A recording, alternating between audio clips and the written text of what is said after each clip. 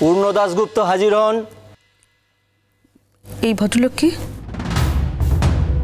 এই পূর্ণবাবুর সাথে গুলুর যোগাযোগ ছিল। তোমার ছিল না? হ্যাঁ, আমারও ছিল। আপনাদের যোগাযোগ কি সূত্রে? সেসব মেবি পুরনো কথা। তখন আমাদের ভ্যালিউজ, আমাদের আদর্শ অন্যরকম ছিল। অন্যভাবে ভেবেছিলাম কাজ করব। সেই সূত্রেই ওনার সাথে আলাপ। তারপরে কিছুদিন আমি কাজ করেছিলাম, ওনার আন্ডারেই কাজ করেছিলাম। তারপরে আমি এই নিউজ পেপার ইন্ডাস্ট্রিতে চলে আসি। ওনার সাথে আবার তোমার ওই গুলুরও অনেকদিনই যোগাযোগ ছিল না। আমার মনে হয় ওই এমন ইন্টারভিউ নিতে গেছে তখনই যোগাযোগটা হয়েছে আবার।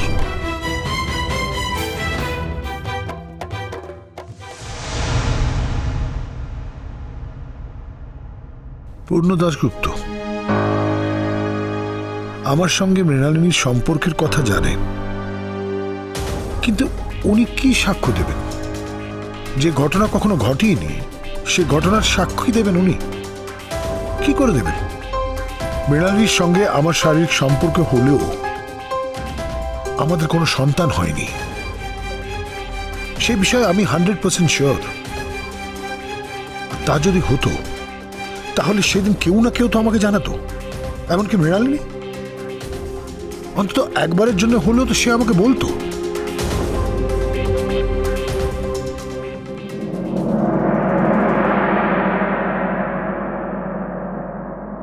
গীতায় হাত রেখে শপথ করে বলুন, যাহা বলিব সত্য বলিব, সত্য বই মিথ্যা বলিব না। যাহা বলিব সত্য বলিব, সত্য বই মিথ্যা বলিব না।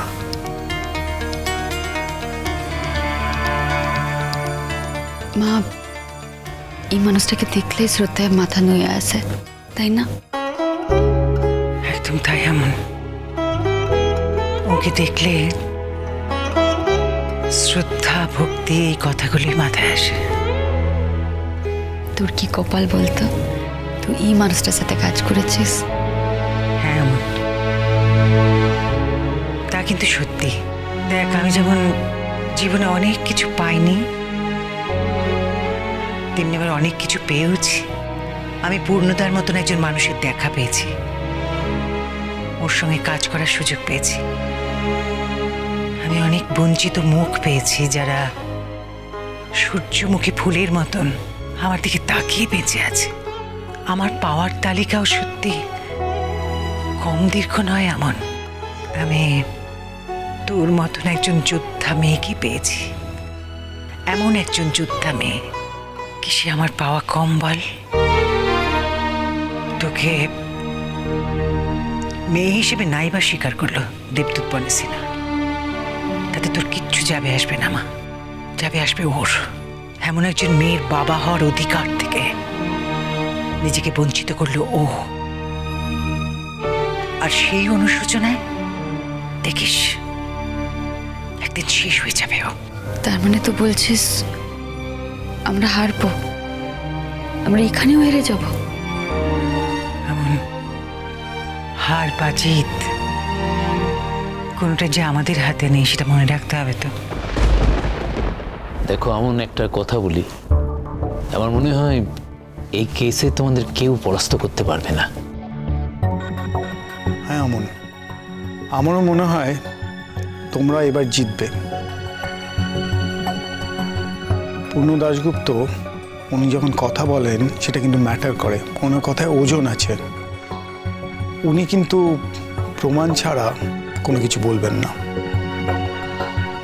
স্যার, আপনার নাম দয়া করে আদালতে একবার বলুন। পূর্ণ দাশগুপ্ত। আপনার পরিচয়?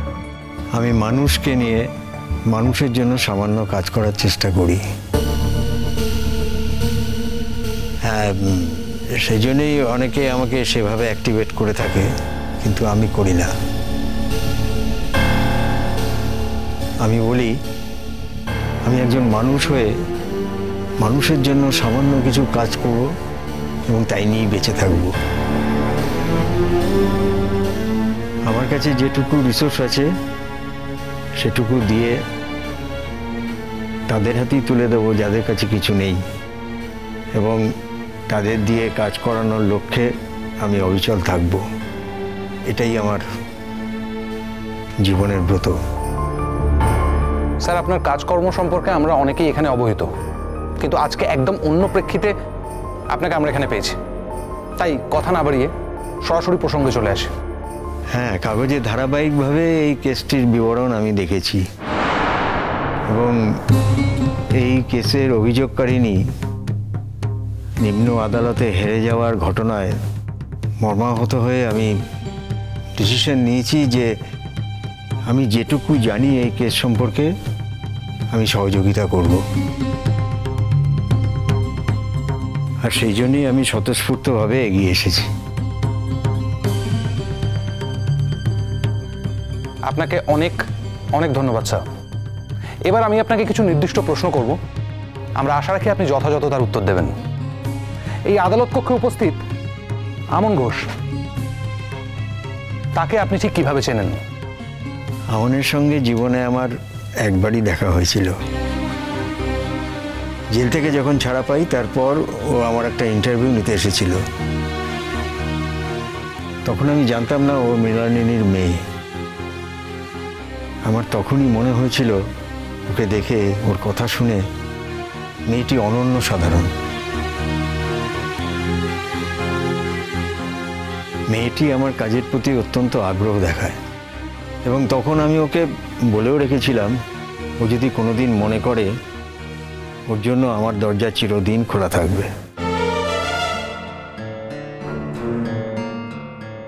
কথা প্রসঙ্গে আমি সেদিনই জানতে পারি ও যেই গ্রামে বড় হয়েছে সেই গ্রাম এবং তার পার্শ্ববর্তী এলাকা আমার সঙ্গে ওতপ্রোতভাবে জড়িয়ে আছে। আমি ওই অঞ্চল থেকেই কাজ শুরু করেছিলাম, তাই আমার আগ্রহ তৈরি হয় মেয়েটির প্রতি। তখন আমি ওকে প্রস্তাব দিই, যদি ও কোনোদিন মনে করে আমার কাছে কাজে আসতে চায় তাহলে আমি ওকে তৈরি করে নেব। আর মৃণালিনী দেবী, তাকে ঠিক কিভাবে চেনেন আপনি? আমি দেখতে পাচ্ছি মৃণালিনী এখানে বসে আছেন, আমি মৃণালিনীকে দেখছি, মৃণালিনীও আমাকে দেখছে। দুজন দুজনকে অনেক দিন পর, বহু বছর পর দেখতে পাচ্ছি। মাঝখানে অনেকগুলো বছর আমাদের পরস্পরের কোনো যোগাযোগ ছিল না। ইউনিভার্সিটি থেকে বেরোনো সদ্য কিছু ছেলে মেয়ে আমার কাছে এসে পড়েছিল আমার সাথে কাজ করতে চায় বলে। তার 2-3 বছর আগের থেকেই আমি কাজ শুরু করেছিলাম। আমিও একই বিশ্ববিদ্যালয়ের ছাত্র। আর মৃণালিনীও আমার কাছে একা আসেনি। মৃণালিনী যেদিন প্রথম এসেছিল তার সঙ্গে ছিল আজকের নামজাদা সাংবাদিক এবং কাগজের মালিক দেবদূত বনি সিনহা।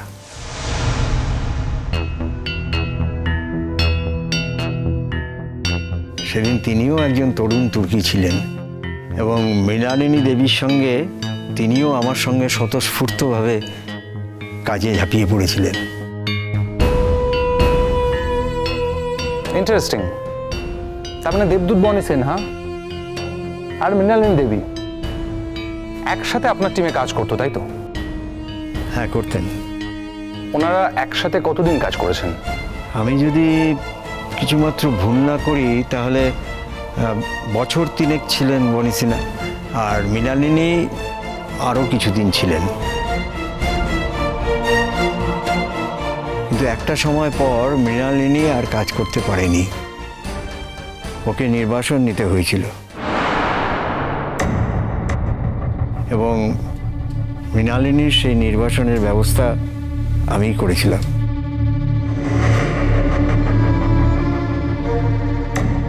আপনি প্লিজ এই আদালত কক্ষে বলবেন ঠিক কি কারণে মৃণালিনী দেবীকে নির্বাসন নিতে হয়েছিল?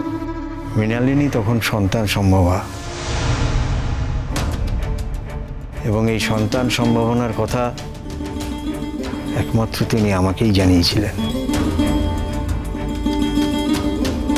তিনি তার সন্তানকে পৃথিবীতে আনতে চেয়েছিলেন তার বাবার মতামতের অপেক্ষা না করেই। এই সন্তানের জনককে তার সন্তানের জন্মের কথা কোনোদিনই বলেননি, কারণ ততদিনে তাদের মধ্যে বিভেদ তৈরি হয়েছে। তাই তিনি আমার কাছে একদিন এসে বলেছিলেন যে আমি আমার সন্তানকে বড় করতে চাই, তুমি আমার জন্য 1 বছরে থাকার কোনো বন্দোবস্ত করে দাও।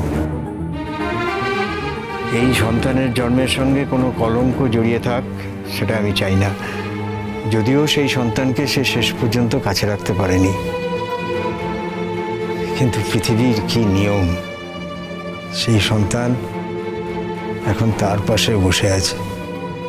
এই দৃশ্য দেখাও পুণ্যের।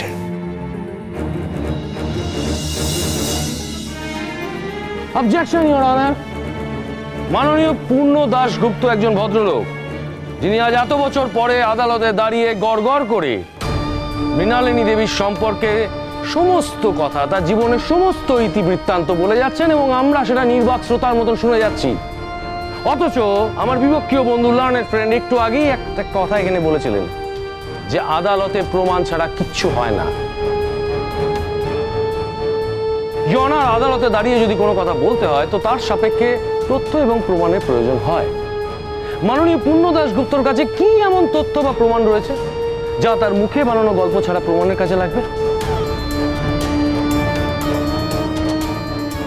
Objection your honour, objection, objection. উনি একজন সম্মানীয় ব্যক্তিকে এইভাবে অসম্মান করতে পারেন না। ইওর অনার, পূর্ণ দাশগুপ্ত একজন সম্মানীয় ব্যক্তি, আর উনি সচেতনভাবে ওনাকে অসম্মান করছেন। উনি কিন্তু একবারও বলেননি যে উনি যে কথাগুলো বলছেন তার সপক্ষে ওনার কাছে কোনো প্রমাণ নেই। প্রমাণ আছে, সময় হলেই সেটা দেওয়া হবে। ইওর অনার, আপনারা শান্ত হন। আপনি অযথা কাউকে আক্রমণ করবেন না। আপনি আপনার বক্তব্য রেখেছেন, আপনার বক্তব্যের সপক্ষে উনি নিশ্চয়ই তথ্য প্রমাণ দেবেন। তথ্য প্রমাণ ছাড়া আদালতে কিছু বিচার হয় না, সেটা সবার জানা উচিত এবং সেই জানাকে সম্মান করা উচিত। আপনার কাছে যদি কোনো তথ্য প্রমাণ থাকে তবে আপনি সেই তথ্য প্রমাণ দিয়ে আমাদের প্রমাণ করুন মৃণালিনী দেবী যে একদিন সন্তান সম্ভবা ছিলেন এবং সেই মৃণালিনী দেবীর সন্তানের জনক ছিলেন দেবদূত বনি সিনহা।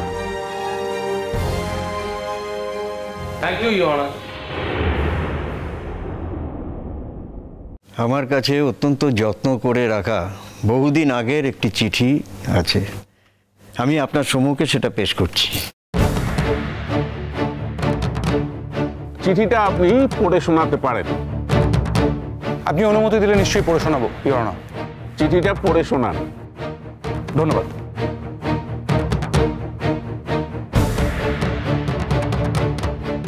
প্রিয় পূর্ণদা, আজ একটি অত্যন্ত বিশেষ কারণে তোমার কাছে এই চিঠি পাঠাচ্ছি। আমি তোমার সামনে প্রত্যেক দিনই যাচ্ছি, কিন্তু কথাটা বলবো বলবো করেও বলে উঠতে পারিনি।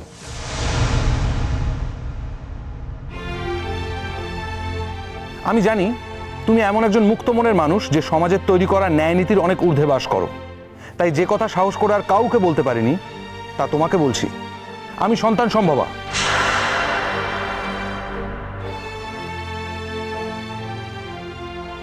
আর তুমি গভীরভাবে জানো আমার সঙ্গে দেবদূত বনি সিনহার কি সম্পর্ক। তুমি জানতে আমরা কিছুদিন আগে আলোর ভাষণ উৎসবে গিয়েছিলাম এবং আমরা দুজনেই তোমার কাছে বলেছিলাম আমরা বিবাহিত।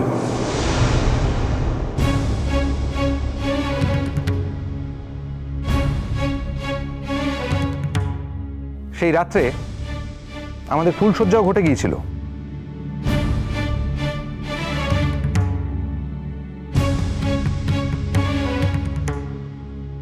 সেই ফুলসজ্জার চিহ্ন এখন আমার সারা শরীরে। আমি এখন 1.5 মাসের অন্তঃসত্ত্বা। তুমি প্রশ্ন করতে পারো এই কথাটা আমি দেবদূত বনি সিনহাকে জানাইনি কেন।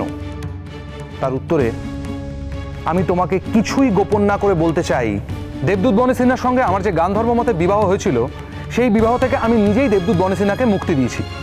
দেবদূত বনি সিনহার সঙ্গে আমারই বিশেষ পরিচিতি একটি মেয়ে মিনির বিয়ে হচ্ছে। সে বিয়ের দায়িত্বভার আমি নিজের হাতে তুলে নিয়েছি।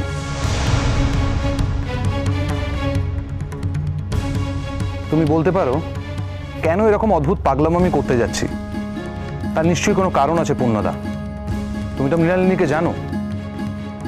কোনো কারণ ছাড়া মৃণালিনী এমন কোনো সিদ্ধান্ত নিত না যে দুজন মানুষ পৃথিবীতে মনে করত একে অপরের পরিপূরক এবং একে অন্যের জন্য অপরিহার্য, তাদের মধ্যে একজন কি করে আরেকজনকে ছেড়ে চলে আসতে পারে।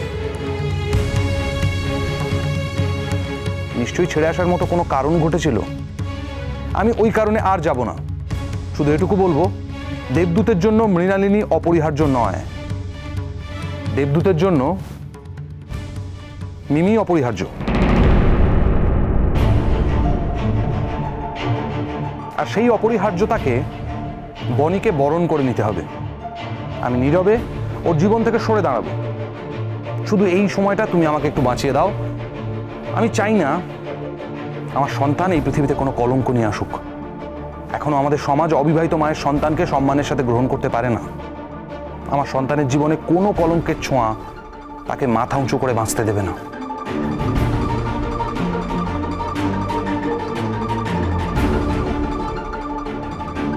এটা আমি ভাবতেও পারি না। তাই তোমার কাছে আমার একান্ত মিনতি, তুমি আমাকে একটা জায়গা খুঁজে দাও পূর্ণদা, যেখানে আমি আমার সন্তানের জন্ম দিতে পারি। ভবিষ্যতে কি হবে সেই কথা না হয় সাক্ষাতে তোমার সঙ্গে আলোচনা করে বলবো। হয়তো এমনও হতে পারে মা বলে কোনোদিন আমি ওকে পরিচয় দিতে পারবো না, শুধু একজন অনাথ সন্তান হিসেবে দত্তক নিয়ে দিন কাটাবো। তবু আমি তো মনে মনে জানবো আমি ওর মা। এই সন্তানকে আমি পৃথিবীতে আনতে চাই পূর্ণদা। তুমি আমাকে সাহায্য করো। তুমি আমাকে একটা বছর নিশ্চিন্তে কোথাও থাকার ব্যবস্থা করে দাও পূর্ণদা।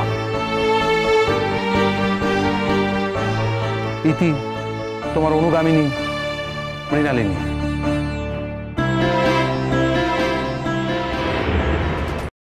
জনার, এই চিঠির সব কথা যে সত্যি সেটাকে প্রমাণ করবে? বিচার করার ভার তো আপনার হাতে নেই। দুঃখের সাথে জানাতে বাধ্য হচ্ছে আমার হাতেও নেই। বিচারক রয়েছেন, তিনি বিচার করবেন। আপাতত আমি এই চিঠিটি বিচারকের হাতে তুলে দিলাম।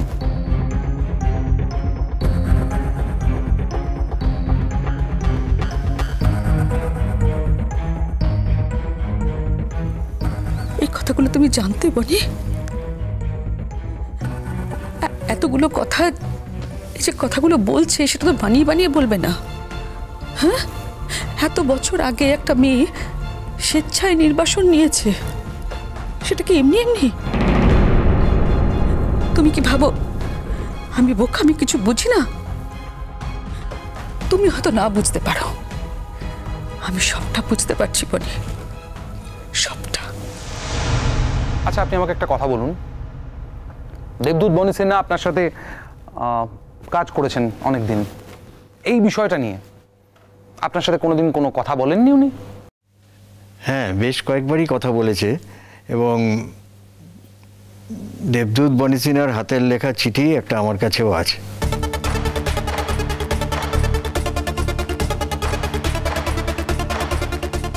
দয়া করে যদি এই কোর্টরুমে বলেন তিনি কি বলেছিলেন। হ্যাঁ, স্বাভাবিকভাবেই দেবদূত বনি সিনহা মৃণালিনীর এই সরে আসাটাকে মেনে নিতে পারেনি। ও আমার কাছে একান্ত অনুরোধ জানিয়েছিল আমি যেন মৃণালিনীকে তার জীবনের সঙ্গে আবার জুড়ে দিই। কিন্তু ততদিনে আমার ভেতরের ঘটনা জানা হয়ে গেছে এবং আমিও মৃণালিনীকে জানতাম। মৃণালিনীর আত্মসম্মান বোধ এত তীব্র, মৃণালিনীর ভালোবাসার অহংকার এতটাই তীব্র এবং সে এতটাই আত্ম অভিমানী যে তখন সে কিছুতেই মিমি দাশগুপ্তের, মানে মিমি দাশগুপ্ত ছিলেন, মিমি দাশগুপ্তর সঙ্গে সম্পর্ক জানার পর ও দেবদূত সিনহার কাছে ফিরে যেতে চাইছিল না। আমি সেই কথাই দেবদূত বনি সিনহাকে জানিয়েছিলাম। একটা গোটা রাত আমি কথা বলেছিলাম। দেবদূত বনি সিনহা অনুরোধ করেছিল যাতে আমি মৃণালিনীকে তার জীবনে ফিরিয়ে দিই।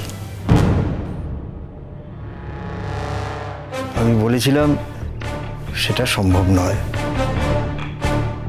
তুমি নিজেই সেই পথ হারিয়েছ। তখন দেবদূত বনি সিনহা আমাকে বললেন গান্ধর্ব মতে তাদের বিয়ে হয়েছে এবং শারীরিক সম্পর্কও তাদের মধ্যে হয়েছে, যেটাকে ফুলশয্যার রাত হিসাবে ধরে নিয়েছে।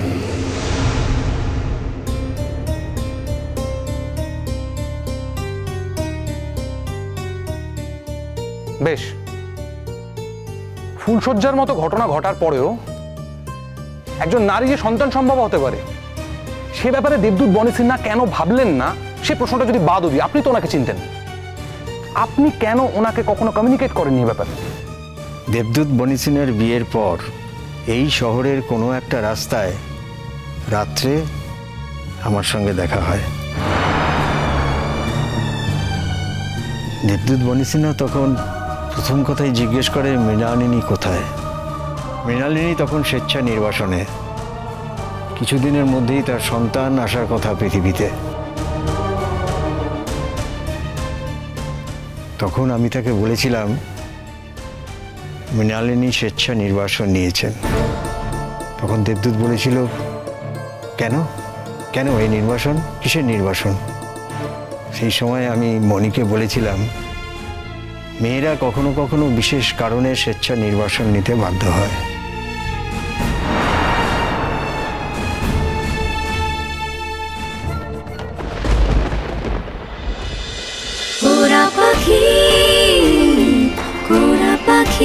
চলো চলো চলো চলো চলো পাল্টাই।